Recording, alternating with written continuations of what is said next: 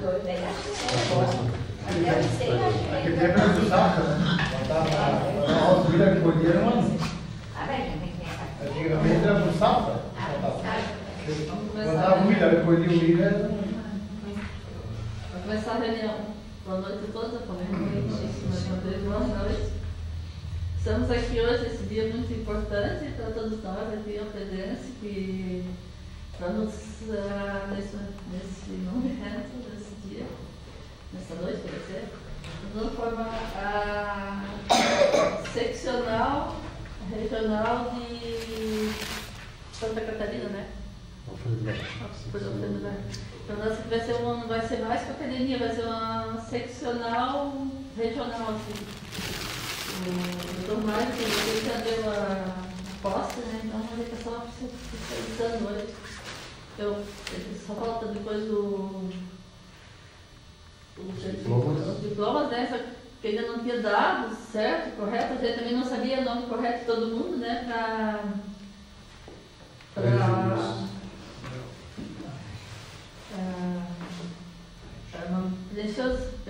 Mandar preencher o certificado, então leva mais ou menos um mês, né? Acho que mês.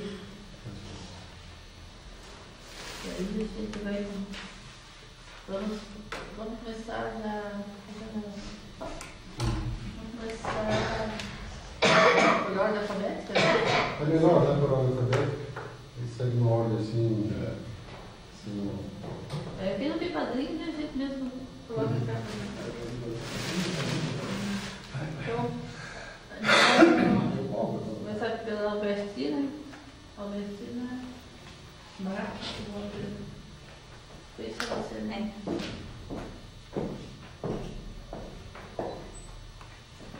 Então são maiores, vocês têm maiores. Ai, deixa os maiores que eu sou então, são maiores. Senão já está meio longe do nosso, né? Vai tentar o. Mas não tem foto aí? É aqui, ó. Cheguei. Vocês viram o vídeo? Está lá? Está lá a foto?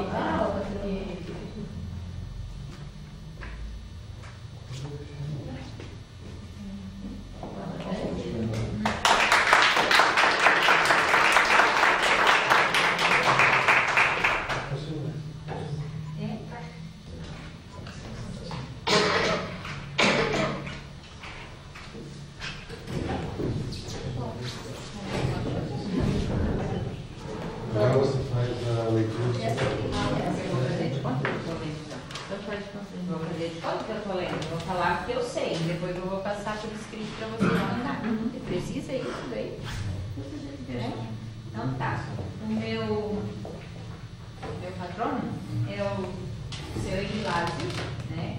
O nome dele é Emenegildo Amorim.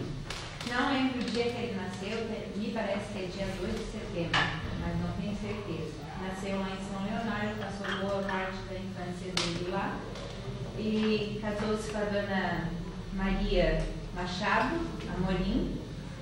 Viveram muitos anos na Tatuíra, onde eles tiveram 6 filhos, onde já tem 2 que são falecidos.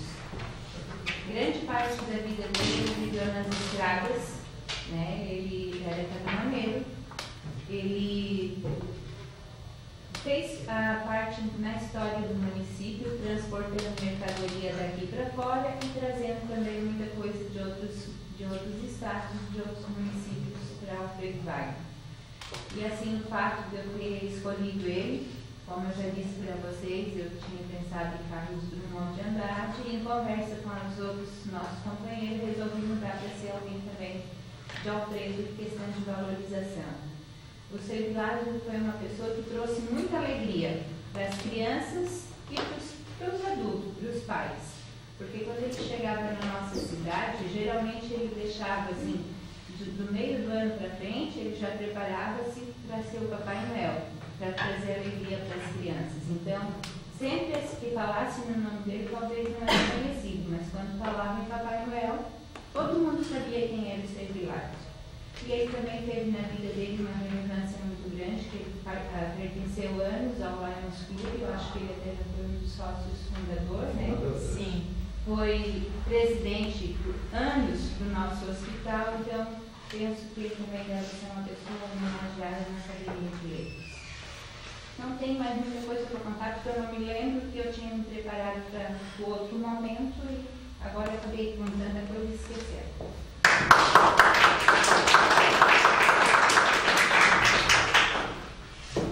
Olha, só peguei a folha porque eu achei que vocês estavam filmando. Ah, tá certo, filmado? Claro. Aquela parte ali, tu corta, então, tá? Eu falei. Então, boa noite, Divaldo. Boa noite a todos. Boa noite. Foi um atraso. Eu preferia voltar. Se tivesse, né? Eu queria voltar também. A gente falou alguma coisa dele, depois conversa. Isso, daí podem. Só alterando a folhinha, na folhinha. A senhora está aí, Wagner? Vamos por ordem alfabética? É, Eu faço outra.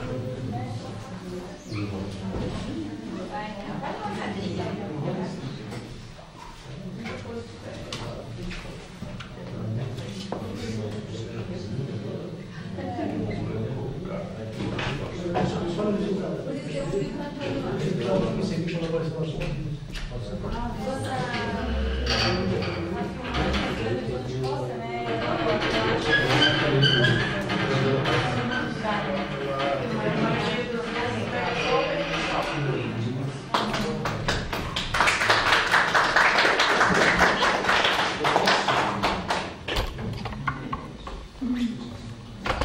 Com relação ao meu patrono, peço desculpa a todos os colegas.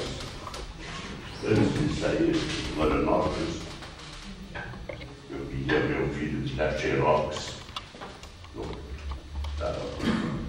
Ficando da história do vovô Alfredo, e tirar xerox do Estatuto da Academia Catarinense de Letras e da Academia São José de Letras. E ao meu filho retornar, colocou em cima da mesa e ficou lá. E eu peço permissão aí dos colegas, se for possível, na próxima reunião, tenho toda satisfação, fiz um trabalho aí que eu acho que é válido aí, já que o Alfredo Wagner também é o patrono do município. Muito obrigado e desculpe. Vamos tirar foto de como. Quem tem os fotógrafos?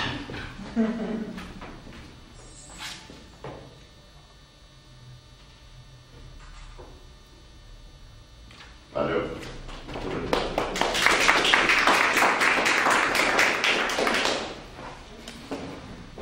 Próximo, Daniel Canciano.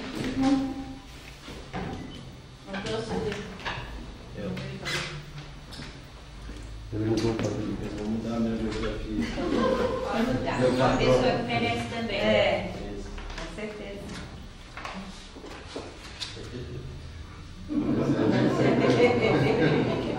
Parece que vão só um babadinho. A Maria que está no Babadinho. Agora vai ganhar mais um.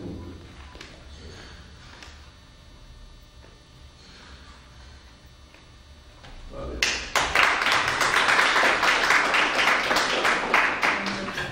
Bom, pessoal, eu tinha pego aqui como patrono por ter pego a biografia dele na internet, era mais fácil pegar o Machado de Assis, né?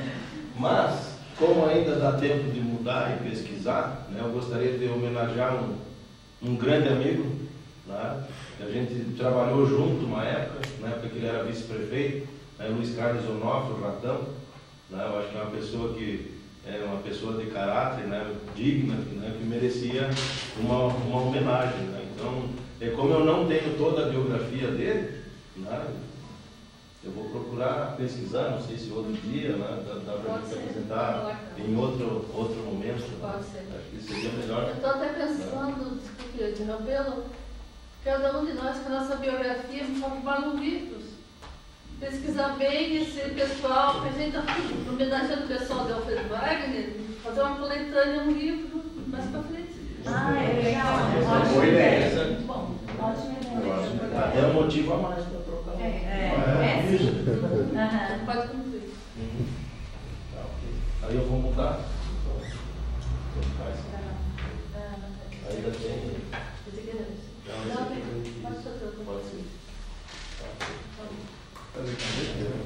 pesquisar a biografia dele. Obrigado. Internet, sua família.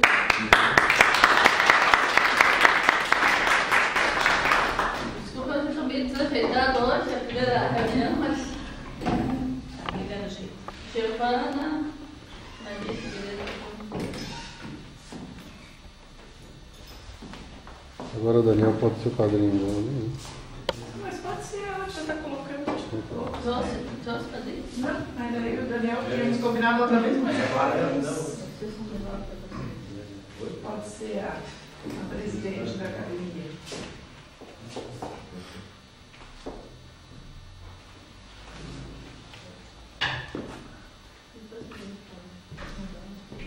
É.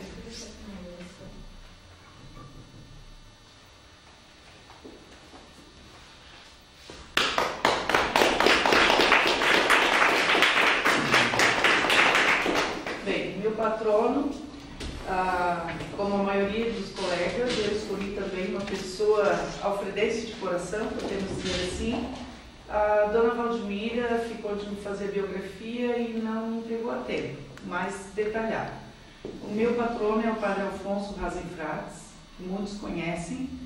Escolhi ele porque ele deixou a terra natal, que era a Alemanha, e veio para o Brasil, né, dedicar a sua vida à religião e ao povo, principalmente ao povo de Alfredo Wagner.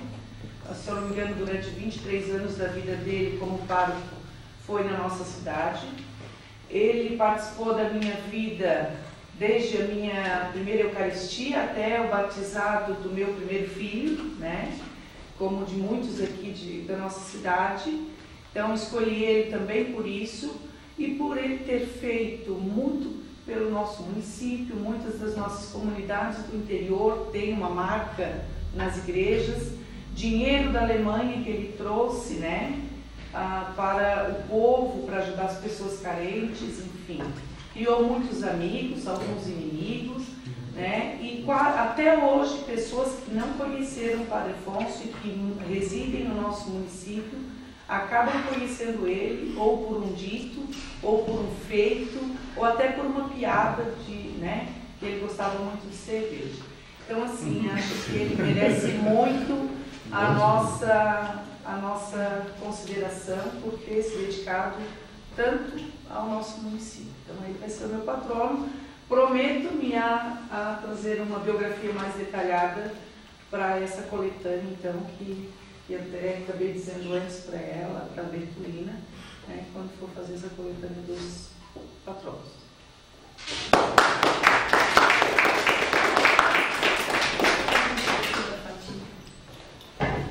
José Carlos Isabel Nunes. Mas agora Mas já que já a pode- senhora vai. Pode dizer que Pois eu vou.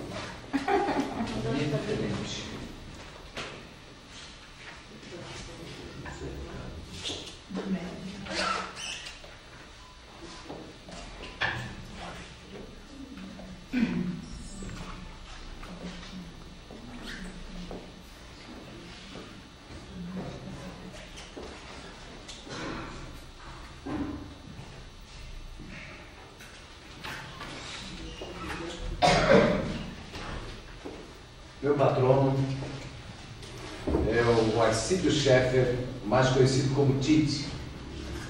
Homem que todos conheceram, sabe o quanto contribuiu para a nossa cultura. Né? Foi um grande mestre para mim e para mais alguns colegas na época do conjunto. Eu fiz um breve levantamento da sua vida pregressa, como se diz, né? E trouxe para vocês. Arcídio Scheffer nasceu em 17 de junho de 1944, na localidade de Picadas, município de Alfredo Wagner. Filho de Adalberto Scheffer, seu Tite, e Dona Ilma Scheffer, falecendo em 10 de junho de 97, aos 51 anos de idade. Ainda infante, incentivado por seu pai, que era músico e ferreiro, já aos 11 anos, tocava na banda do seu Tite, o jazz familiar, com seus irmãos. Além disso, apresentou grande vocação para o artesanato, iniciando muito cedo seu ofício no estabelecimento de seu pai, tornando-se notável na arte de cutelaria e outras ferramentas. Casou-se com Levi Vermes na data de 17 de 6 de 67, tendo com ela gerado 3 filhos, Cleuselena, Silvia e Jackson. Vindo em seguida a integrar também no conjunto Os Caveiras, onde com sua sensibilidade para a música era o arranjador, o mestre nos ensinos, deixando afinado instrumentos harmoniosas as melodias. Era ótimo instrumentista de sopro, com seu vibrante saxofone, o trompete, também calmo e conciliador, de voz serena, contava com a simpatia e admiração de todos. Com o falecimento do seu pai, assumiu o comando da ferraria, onde fabricava na forja, com a mesma qualidade, os produtos artesanais que seus ancestrais iniciaram há mais de 2 séculos. Tendo ensinado seu filho Jackson, que o sucedeu no ramo, tendo aprendido também com o mestre e pai a arte de soprar saxofone. Isso são poucas palavras que eu pude recolher da vida do Tite, que na verdade foi meu mestre de muita gente aqui dentro, que hoje a gente é músico, viveu grande parte da nossa vida, a gente viveu juntos. Era isso que eu tinha para vocês. Faleceu muito novo, né? Para nós foi uma perda muito grande pelos ensinamentos que ele dava, porque nós éramos em 6 caras, ele era o nosso mestre, ele dizia como é que tinha que ser feito as coisas. Aqui está desafinado, aqui nós vamos ter que arrumar. Então, eu acho que ele, na época, ou se tivesse até hoje, ele estaria dando uma grande contribuição para a música, que é cultura também para o nosso município. Tá? Muito obrigado.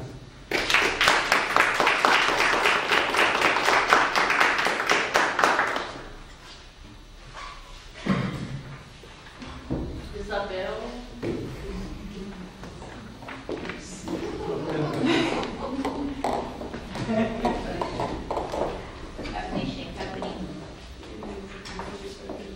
Olha diferente, olha diferente. Vou ler. Parece que é uma floresta.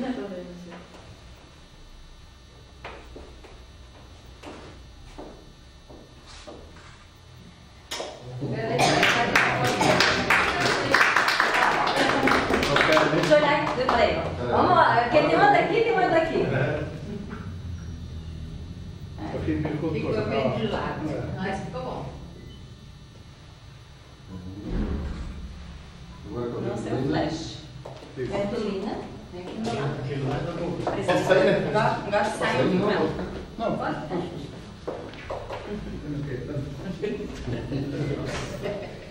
Pode? Mas não era bom. Deu da tarde, gente. Mesmo sem flash? a luz tá Da tarde, a gente também não sabe. Ah, isso aqui dá uma responsabilidade, né? Ah, Você já vê como tá ficando bonita a sala. Dá uma medo na gente disso. Bom, então eu escolhi também como da ser patrono, né, da minha cadeira, o seu Rogério, que é meu sogro também, né? E eu acho que ele também é merecedor, né, dessa homenagem. Então, fiz um apanhado, assim, também breve, depois a gente vai ter o cuidado, assim, de fazer, né, de colher mais dados. Então, o seu Rogério é filho de Pedro Nicolau Kretzer e irmã Rosa Kretzer. Ele nasceu em Santo Amaro da Imperatriz, em 24 de junho de 1939. Com apenas 1 ano, eles vieram morar, então, aqui aqui na nossa Alfredo Faca. Né? Era casado com Marinelli Santos e eles casaram no dia 16 de agosto de 1959, bem jovens. Tiveram 8 filhos, o Carlos Alberto, conhecido como Beto, Claudio, que é meu marido, a Marilene, que em memória, né, ela faleceu quando tinha 3 meses, a Rosinelli, o Clóvis, o Cláudio, mais conhecido como Chico, a Andréia e a Ana Paula. Todos os filhos residem aqui no município, como vocês conhecem, né? E com exceção da Paula, que vai casar em janeiro, os demais já são casados, com família formada, e dessas famílias deram alegria de 11 netos. O seu Rogério estudou aqui no grupo escolar, né? Hoje a Escola de Educação Básica Silva Jardim, e depois ele foi cursar o ensino médio em Lages, no Colégio Diocesano. Lá ele fez o primeiro ano do ensino médio. Tinha 17 anos e daí então seu pai veio a falecer, né? Também faleceu muito jovem. E ele, como tinha mais 6 irmãos menores, ele era o filho mais velho, né? Voltou então para Alfredo Wagner para ajudar a mãe a cuidar dos irmãos.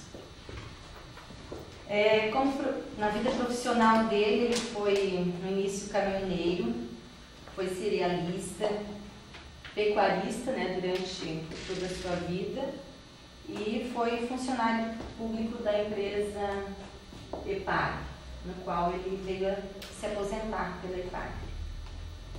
Mas a vida política dele, né, pública dele, que era, na verdade, a grande paixão dele. Praticamente ele se dedicou durante toda a sua vida à política. Durante todo esse período ele participou, foi filiado, né, da UDN, depois da Arena, depois PDS, PFL e, por último, PMDB. E agora, quando ele veio a falecer, ele estava sem partido político. Ele exerceu o mandato de prefeito por 2 vezes, de 69 a 73 e depois de 78 a 83. E um mandato de vice-prefeito de 89 a 92.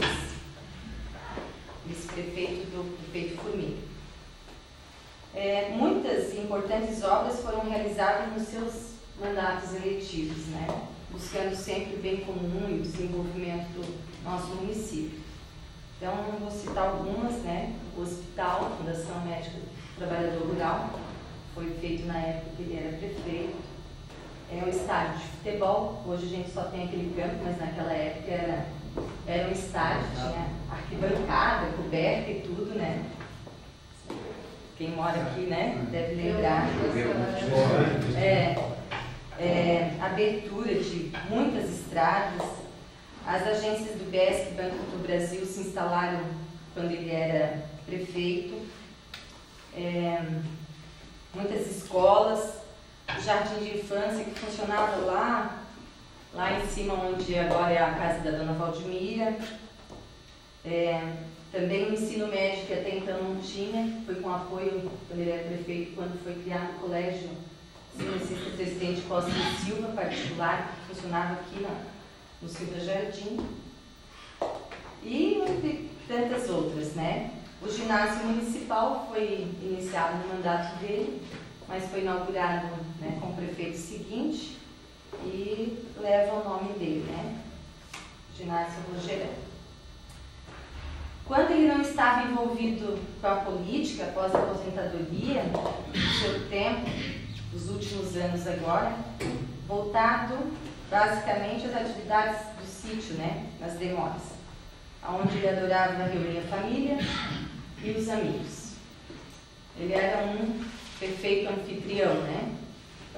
Quem ia lá visitá-lo, ele não deixava sair sem comer muita coisa, saía de lá, né? E paparicava muito, né, as pessoas que visitavam ele. Foi um homem íntegro, carismático, irreverente, e vivia intensamente a vida, esbanjava sempre alegria onde ele estava, todo mundo estava rindo, porque ele sempre tinha uma piada, uma graça para fazer, né? Principalmente com as mulheres. Ele faleceu este ano, no dia 3 de maio, e por ironia, né, destino, o seu passamento se deu durante, acredito, a sua última batalha em favor do povo de Alfredo Wagner, né? Participando da audiência pública lá na comunidade de Tremoras, né, visando melhorias na SC 429 de Alfredo Wagner e Alberto. E após ele fazer o uso da palavra, né, pedindo, ele veio a falecer. Então, eu acho assim que todo mundo no município não tem quem não conheceu o seu Rogério ou quem não ouviu falar, né? E assim, foi um homem muito bem visto, né? Não só no município, mas assim, no contexto estadual, regional, né? Então, acho que ele é merecedor dessa cadeira. Obrigada.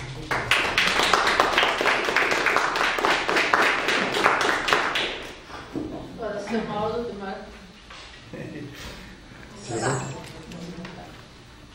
Só.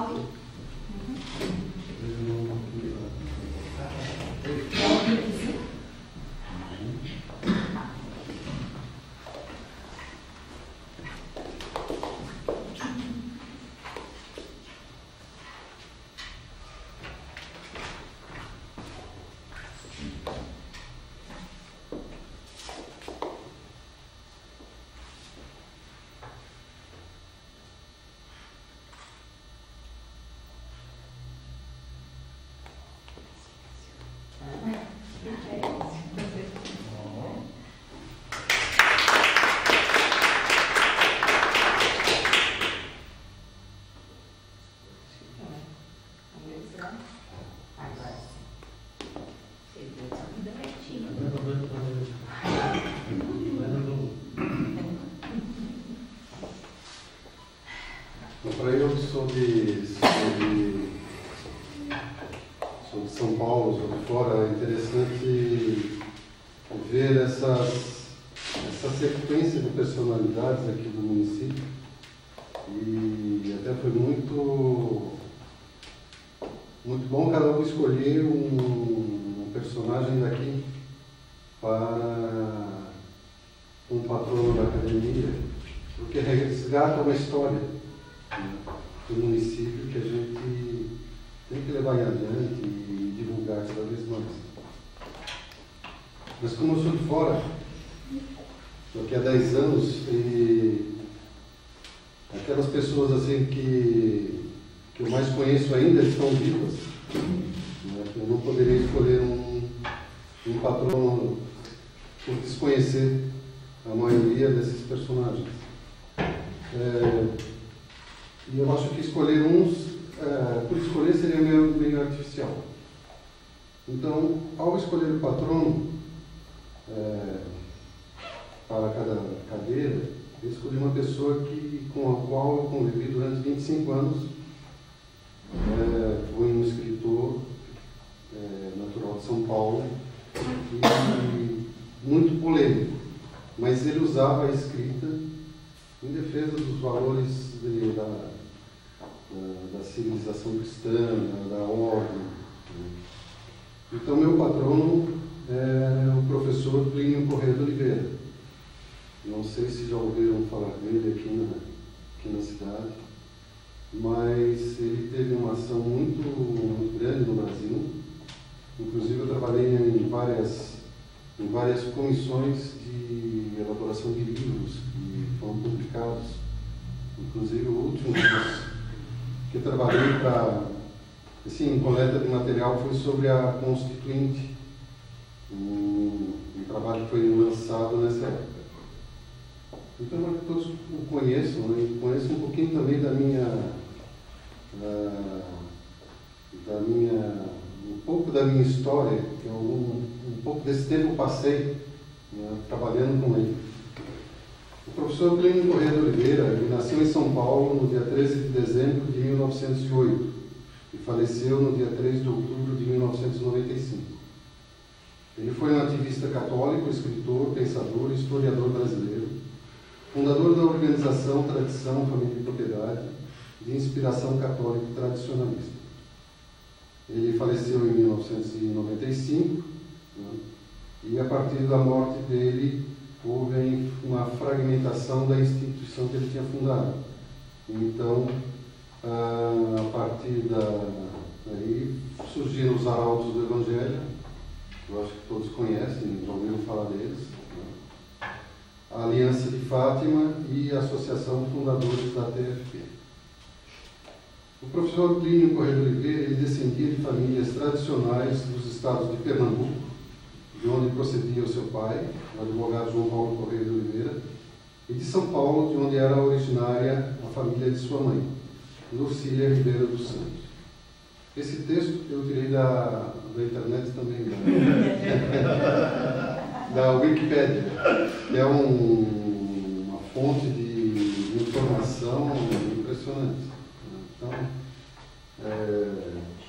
estava pronto, eu falei, não, vamos usar esse aqui. Então ele fez os estudos secundários no Colégio São Luís, de São Paulo, que é onde estudava a aristocracia da São Paulino de antigamente, né, em 1915, 1920, né? E era um colégio assim que deu vários políticos importantes para o Brasil, né? Inclusive o Fernando Henrique Cardoso estudou lá. Era um colégio de, assim, a elite e a classe pensante estudavam lá. E diplomou-se no ano de 1930 em Ciências Jurídicas e Sociais na famosa Faculdade de Direito do Largo São Francisco. Em 1928 ele ingressou no movimento de jovens da Congregação Mariana de São Paulo.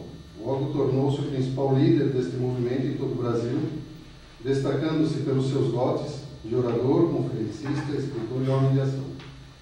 Também Plínio Corrêa de Oliveira foi o deputado estadual paulista mais jovem e mais votado nas eleições de 1992. Com apenas 24 anos, superou em número de votos o político mais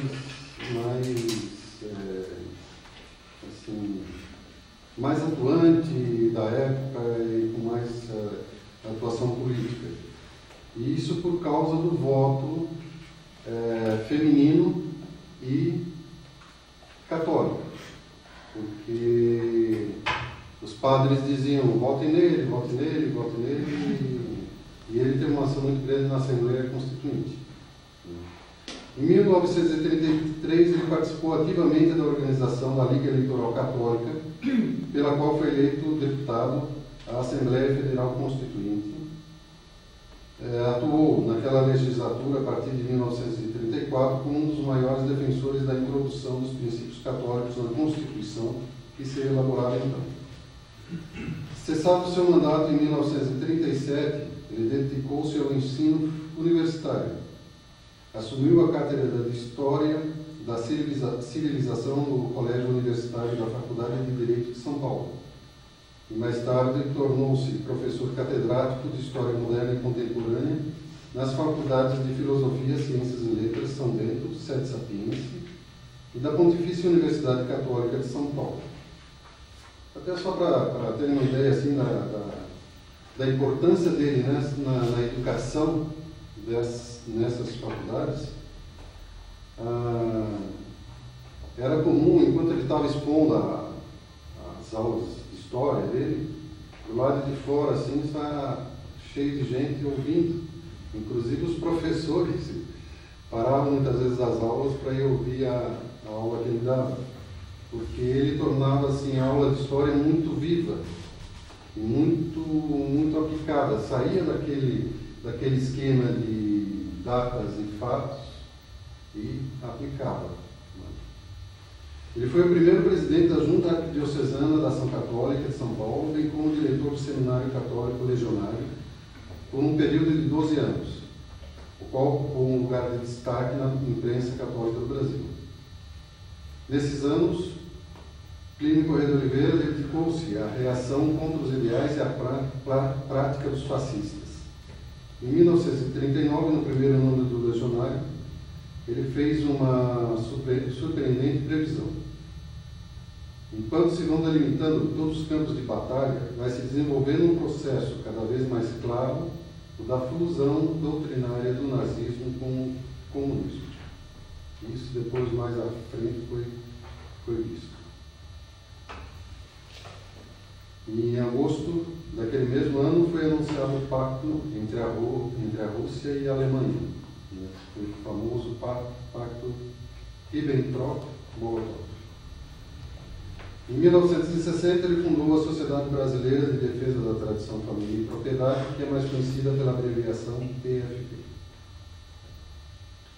A obra publicada de Plínio Corrêa de Oliveira compõe-se de um acervo de mais de 2.500 títulos, entre livros e artigos de jornais e revistas. Com a fundação da revista Catolicismo em 1951, tornou-se o principal colaborador desta. Colaborou ainda entre os anos de 1968 e 1990 com o jornal diário Folha de São Paulo, para o qual escreveu dezenas de artigos. Autor de 14 livros, a maior parte dessas obras transpôs as fronteiras nacionais, tendo sido editados em diversos idiomas, tais como espanhol, francês, inglês, italiano, alemão, polonês, húngaro e vietnamita. Então apenas para conhecerem alguns títulos, né? Em Defesa da Ação Católica, publicado em 43, Revolução e Contra a Revolução, publicado em 59, Reforma Agrária, Questão de Consciência, publicado em 1960, Acordo com o Regime Comunista para a Igreja, Esperança ou Autodemolição, publicado em 63, Declaração do Novo Alto, em 64, Baldeação Ideológica e Inadvertibilidade, em 65, A Igreja ante a escalada da ameaça comunista, apelo aos bispos silenciosos, Tribalismo indígena, ideal comum no dicionário para o Brasil no século XXI, Sou católico, posso ser contra a reforma agrária, em 81, O socialismo autogestionário em vista do comunismo, barreira ou cabeça de ponte, publicado em 81. As SEBs, das quais muito se fala, pouco se conhece. A TFP as descreve como são: A Propriedade e a Livre Iniciativa no Tufão Agro-Reformista, 1985. Guerreiros da Virgem, a réplica da autenticidade, a TFP sem segredos, em 85 também. No Brasil, a reforma agrária leva a miséria ao campo e à cidade. A TFP informa, analisa e alerta. Projeto de Constituição angustia o país, em 1987. Esse é um dos livros que eu trabalhei na pesquisa. E Nobreza e Elites Tradicionais Análogas nas Alocuções de Pio XII ao Patriciado e à Nobreza Romana, o último livro que ele trabalhou e foi publicado em 1993. Eu acho que é uma... Pelos títulos, ele era um homem assim que ele tinha o dom da palavra e da escrita. E ele sabia atrair pelo título dos livros. Eu garanto que muitos aqui, ao ouvir esses títulos, ficaram interessados em conhecer o assunto porque desperta interesse. Não vai dar tempo, mas eu trouxe um artigo que ele escreveu para a Folha de São Paulo, que a Giovana está usando o verso para anotar Mas o título é 4 Dedos Sujos e Feios. Ele falava sobre uma ação do PT que estava começando, é muito interessante. Não é uma referência ao Lula. Não é. Porque é 1980 e poucos, mas é curioso como uma descrição bem azulada. Agora tu deixou a gente mais curiosa ainda. foi ele. Não, mas então depois eu repasso para vocês verem. E-mail. É muito interessante. Deixa eu ficar curioso. Muito obrigado.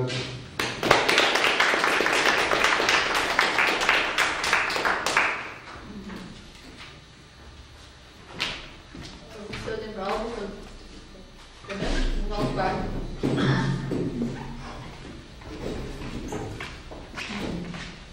Não tô ficando.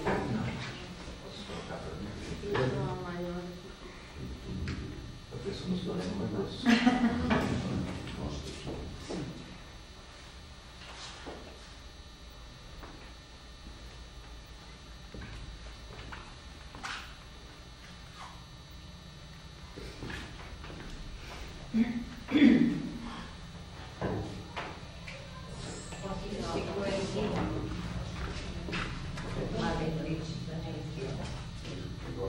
Ah, pegou na capa, na volta.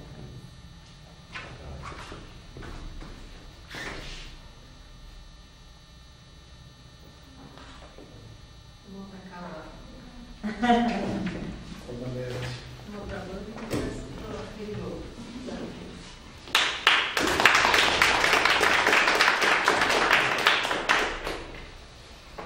De modo especial, quero deixar meu muito obrigado aos amigos e colegas pelo convite que me fizeram a participar desse grupo, sempre cheiramente elogiado. Como patrono, me veio à mente várias pessoas.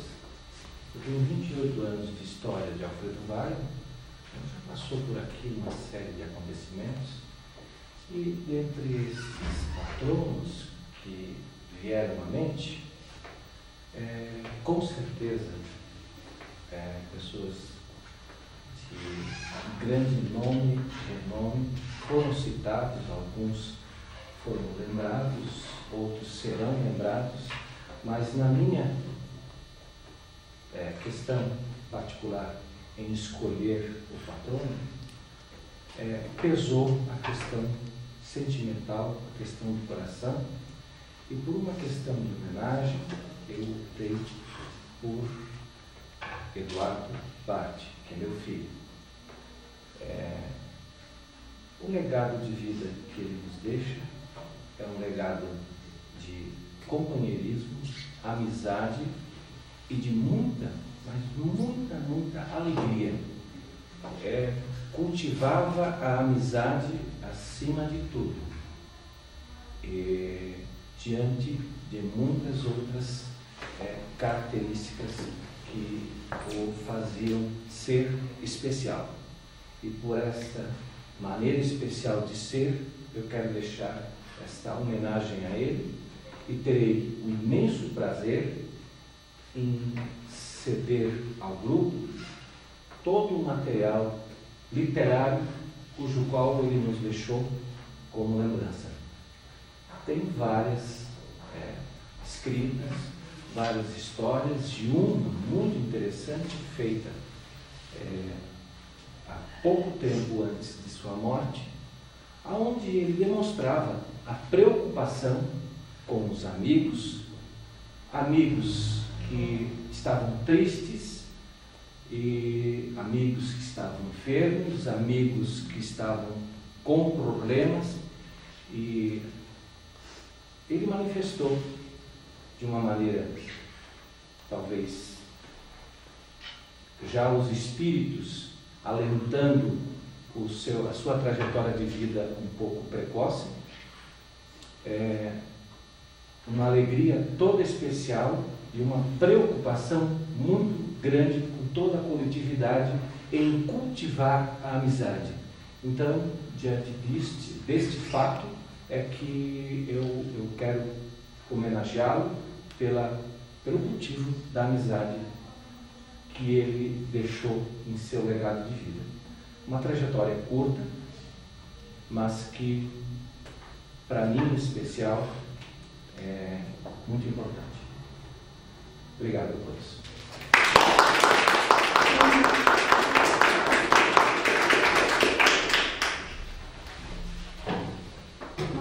Pedro Jair dos Santos.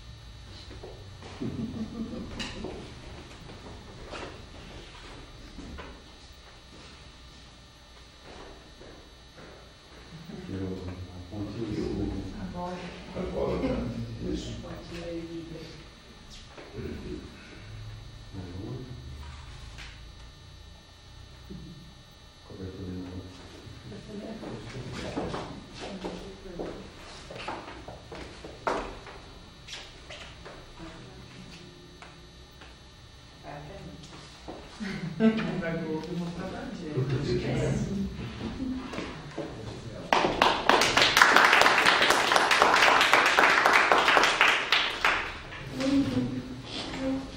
Roubando poucas palavras do Paulo. E nisso, então, inicialmente, eu também gostaria de agradecer a lembrança do Mauro, né, da Bertolina, presidente da Academia de Direito Seccional Alfredo Vale, por ter escolhido o meu nome para fazer parte aqui desse contexto histórico, né? Também gostaria de assinar embaixo as palavras da Isabel, quando se referiu ao Sr. Rogério, que vai ficar na minha memória, eternamente, a última imagem dele, o último olhar dele, para mim. Naquela situação, naquele dia lá, eu estava lá fazendo o cerimonial legal de audiência pública, e ele pediu a palavra. O secretário de Ituporanga estava falando, eu não pude dar a palavra para ele naquele momento. Eu pedi para ele aguardar um pouquinho, ele aguardou. Mas ele ficou segurando o companheiro da frente, né? Arrumou. Em seguida eu pedi para ele pedir a palavra dele. E ele estava bem ansioso por aquele encontro, por aquela reunião. Como eu disse, ele estava trabalhando em prol da comunidade. Foi o que ele fez na vida dele, né? E ele deu a vida dele por isso. Nesse sentido, então, não me foge a imagem dele quando eu via. Bem lembrado, Isabel, parabéns pelo nome. Mas, em particular também, eu escolhi uma pessoa que muitos de vocês já ouviram falar, outros conheceram ele, né? Que deixou marcas, deixou nome, deixou história aqui em Alfredo Vale, entre tantas pessoas que por aqui passaram e deixaram o registro, pelo motivo pelo qual nós temos que nos orgulhar, né, por esses registros que eles deixaram. Eu escolho o José Del Antônio. Eu fiz umas pesquisas do José Del Antônio, mas não encontrei muita coisa. O que eu vou falar é o que eu tenho na memória também. Algumas coisas que eu pesquisei, eu soube que ele é descendente de italiano, né, Del Antônio. Ele é filho de imigrantes italianos que vieram para o Brasil naquela grande demanda que saiu o pessoal da Itália para o Brasil, que saiu numa época ali, em 2, 3 anos, 357 mil italianos que vieram para o Brasil. E a família Del Antônio veio para Nova Trento. Ele nasceu, o Sr. Del Antônio nasceu em Nova Trento, e nasceu em 1909. Ele, com 8 anos, ele fez a primeira comunhão lá na igreja de Nova Trento, acho que a igreja de São Carlinhos, São Pedro, São Vigílio. E ele sempre com tendência para ser religioso. Os pais dele mandaram ele para estudar. E ele foi estudar fora. Ele ficou, dessa época, de 8 anos, de 1917 até 1935, ele ficou estudando em Santos. Ele estudou bastante tempo e ficou muito tempo sem vir em casa. Naquela época também a condução era difícil, né? O transporte era difícil, a estrada, tudo era difícil. Quando ele voltou, quando terminou os estudos, ele estudou no Colégio de Padre, lá em Santos. Ele estava pronto para ser um padre. Ele veio visitar a família, em 1935. Odiando os amigos ali na Nova Trento, os amigos de infância dele também, então começaram a conversar. E foram a uma festa no bairro de Garcia, hoje é Alberto Leal. E ele conheceu lá a esposa dele, a dona Bertolina Calvo. Em 1975, 3 meses depois, ele voltou lá e casou com ela. Ele teve 2 encontros com ela antes de casar. Ele conheceu. Aí chama minha tia. Minha tia. A sua tia? Irmão do meu avô. Depois ele ficou de 1935. Nessa época ele saiu, como ele tinha bastante conhecimento, de idade, que tinha estudado, né? Ele foi dar aula, casado, ele foi dar aula. Ele deu aula em Nova Trento, foi para Guaramirim, deu um tempo em Guaramirim, em Concórdia, no oeste, aqui também ele foi para lá. E ele voltou para o Alfredo Vale. Em 1950, ele voltou para o Alfredo Vale. E começou a dar aula aqui em Alfredo Vale também. Aqui naquela época tinha uma escolinha, lá no Barracão, antigamente. A escolinha do Barracão fechou, veio aqui onde hoje é a oficina do Santo Luca, tinha uma escola. Depois criou-se um colégio, né? E ele foi o primeiro diretor do colégio. Ele foi nomeado o primeiro diretor do colégio. Por esse motivo que eu gostaria de homenagear ele, José D'Antônio, porque ele deixou para mim essa lembrança de professor austero, né, disciplinador, irreverente também, onde ele sempre estava alegre, né? A senhora lembra dele, né? Ela sempre alegre, sempre contente, sempre rindo, contando história também, histórias que nós não entendíamos. Ele estava um pouco à frente da nossa história. Teve 12 filhos e morreu com 90 anos de idade. Mas o grande trunfo que eu acho que ele deixou foi ter dado o nome do colégio, que ele foi o primeiro diretor do colégio aqui, que na época, eu nem lembro como é o nome. Grupo escolar. Grupo escolar. E ele quis homenagear o Antônio da Silva Jardim com esse nome, porque ele achava que o Silva Jardim era uma pessoa também culta, né, perseverante, lutador por as causas que ele desempenhava. Então, como eu não tenho a biografia completa do Sr. José D'Antônio, mas eu prometo que eu vou conseguir, eu trouxe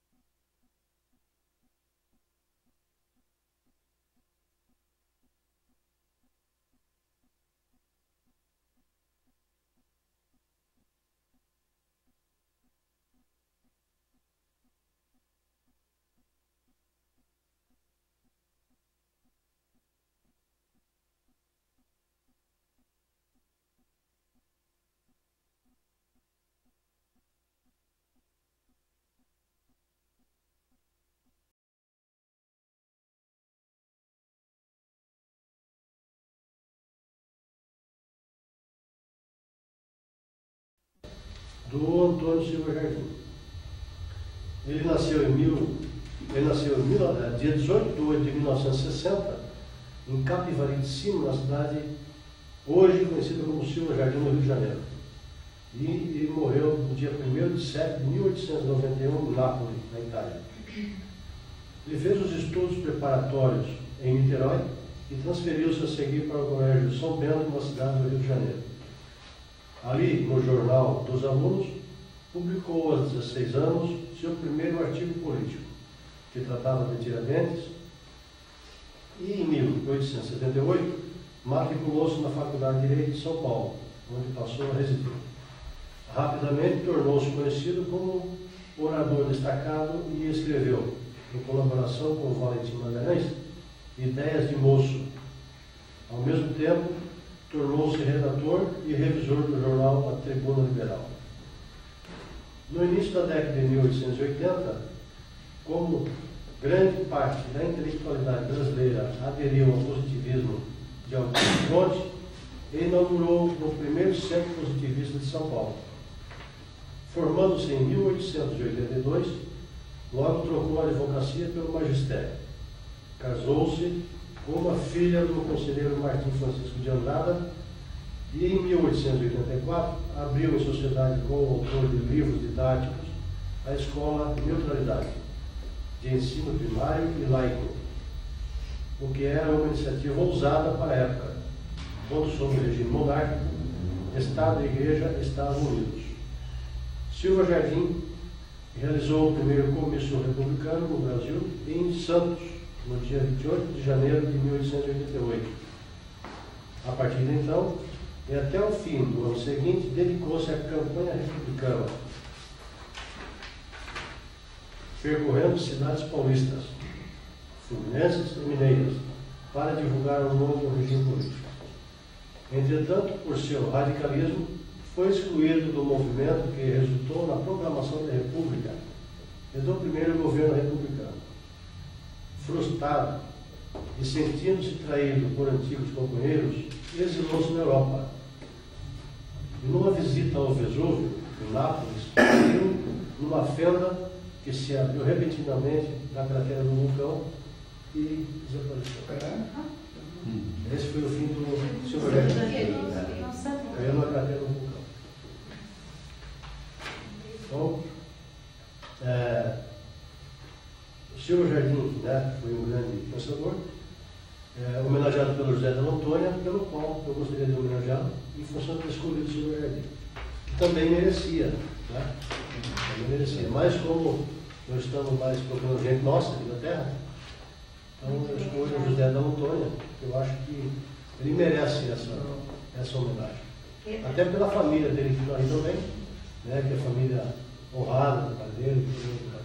Se me permite, eu gostaria que tu acrescentasse também na biografia dele, que ele era um grande leitor e incentivador à leitura. Ah, sim, Ele ficou cego de tanto ler à luz de vela, porque na época não existia as lâmpadas que a gente tem hoje, então assim, até em mania de economia, ele lia à luz de vela e com as lâmpadas ainda as amarelinhas, fraquinhas que ainda tem hoje. E assim, porque não existia essas lâmpadas que a gente tem. E desde então começou a enfraquecer a vista dele, e mesmo cego, quando tinha pouca visão, ele ainda, antes de dormir, ele sempre fazia as leituras dele. Então, ele era grande incentivador. Isso aí lembrando também das brigas, porque eu convivi muito na casa desde o tempo do Gaguinho, do Lison, o gênero dele lá, as brigas que cantavam, as brigas que ele fazia para que eles estudassem. E eles não queriam estudar. Ele só dizia assim: vocês pensam que música vai deixar vocês ricos? Olha só o pensamento. Não vi ninguém aqui, meu filho. Ele não era músico, mas ele entendia e incentivava a pessoa a ler. Ele queria a leitura. Eu lembro. Queria sabedoria. Eu lembro, eu era pequeno. Eu lembro, eu era pequeno, eu tinha acho que 8, 9 anos, quando eu comecei na aula com 9 anos. Com 8 anos ele também, ele fazia isso com os amigos, os filhos dele, que eram meus amigos, como nós somos na mesma faixa etária, ele incentivava para estudar, né? E forçava a estudar, e cobrava, depois cobrava os deveres. Mas eu queria lembrar só de umas passagens que acontecia com ele, e deixava o pessoal meio assim, né? Coisas dele, coisas do Antônio. Quando ele se estranhava com a mulher dele, ele colocava uma meia dúzia de gravata no braço, gravata, né? Pegava gravata, um lanche assim, e dizia, vou embora, Bertolina. Adeus, Bertolina, não volto mais para sair. Ficava sem sair de manhã, mas à noite ele voltava. Ele fazia isso. Até para mudar um pouco, né, o clima. Ele fazia isso. A gente não se estranha, né? Outra coisa que ele sempre dizia, meninos e meninas, era um termo que ele usava. Ele chegava toda a vida assim lá em casa, né? Porque eu tenho uma irmã que é casada com um filho dele. E ele dizia, vocês estudem e vão fazer uma língua estrangeira, porque nós vamos ser todos tornados pela Europa, nós vamos ser todos europeus. Tu te lembra do que ele dizia sempre pro Denis, pro Bisomo, coisa? Os filhos é tudo sério. Ô Menes, vocês são simplórios. O que é isso, pai? Só fazem peso na terra. Porque eu queria estudar e ele ficava bravo. Vou contar só uma historinha engraçada. Ele não sabia andar de bicicleta e a gente morava ali na curva do seu Roberto Moa, né? Daí ele vinha na missa e trazia bicicleta. Ele queria aprender. Então, quando ele chegava ali na curva, tinha aquela descida perigosa, né? Hoje não é mais tanto, ainda tem a curva. Aqui, vocês todo mundo sabe onde é. Daí ele vinha da igreja até aqui, ele andava faceiro, chegava ali, ele parava e dizia, ô Juca, não vem nenhum carro aí de baixo? Aí ele embarcava em pau. Se viesse carro, ele tinha que parar, ele não sabia andar, e aquela época era avião, né? Sempre perguntava se vinha alguém. Ele veio italiano bem.